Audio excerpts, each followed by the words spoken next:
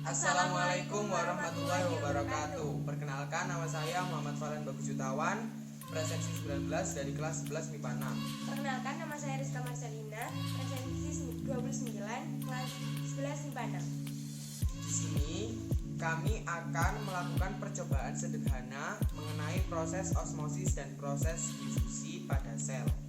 Untuk alat dan bahannya, yang pertama, siapkan 3 buah lepek. Kemudian 2 buah kentang yang telah dikupas. Untuk yang ketiga ada garam halus. Selanjutnya ada tinta bebas warnanya. Ada air dengan ukuran 120 ml. Kemudian suntikan untuk meneteskan tinta. Untuk yang pertama, kita melakukan percobaan mengenai osmosis terlebih dahulu.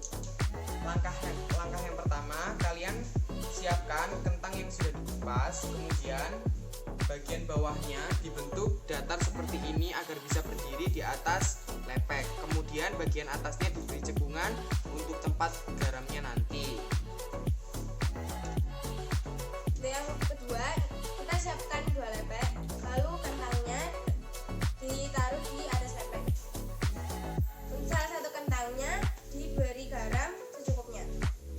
Kita menggunakan garamnya ukurannya setengah sendok teh.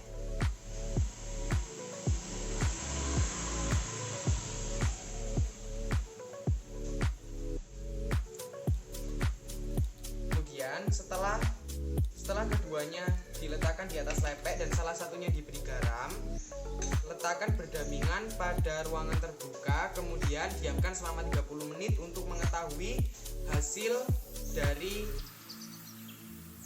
osmosis kedua kentang ini. Baik, kita akan langsung menuju pada 30 menit yang akan datang. Setelah 30 menit berlalu, kedua kentang kondisinya sangat berbeda. Untuk kentang yang pertama terbukti dia melakukan proses osmosis, yaitu buktinya ada pada cairan atau air yang ada dalam cekungan kentang ini. Osmosis terjadi pada kentang pertama karena adanya pemicu, yaitu sel-sel kentang yang berkonsentrasi rendah dan sel-sel dalam garam yang berkonsentrasi tinggi, dan kentang sebagai membran semipermeabelnya. Kemudian terjadilah proses osmosis dari sel-sel kentang naik ke sel-sel garam yang berkonsentrasi tinggi, dan sel-sel garam turun ke dalam kentang sehingga sel-sel air tertampung di dalam cekungan ini.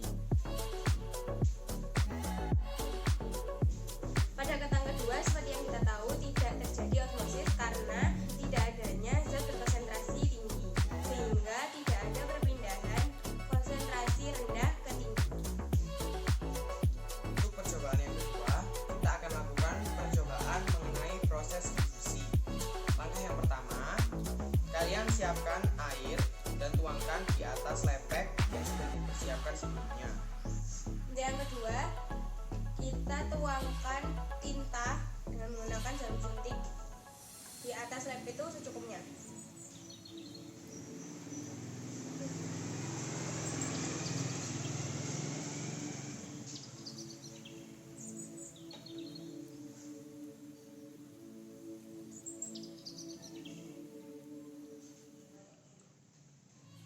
Kemudian setelah dituangkan tinta secukupnya, kita tinggal mengamati proses yang terjadi di atas lepek tersebut.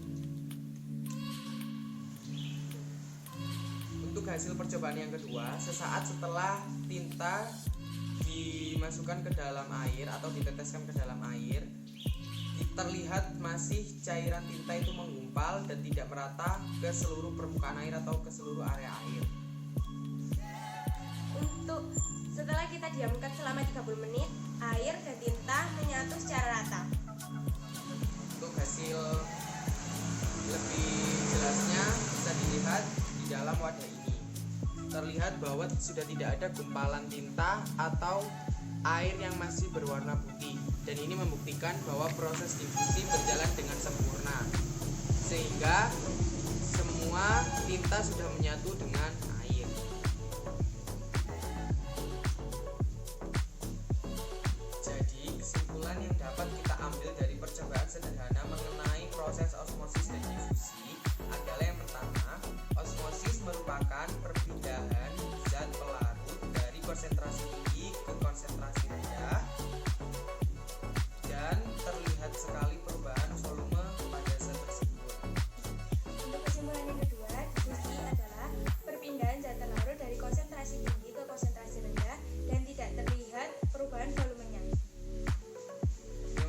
Dari sekian percobaan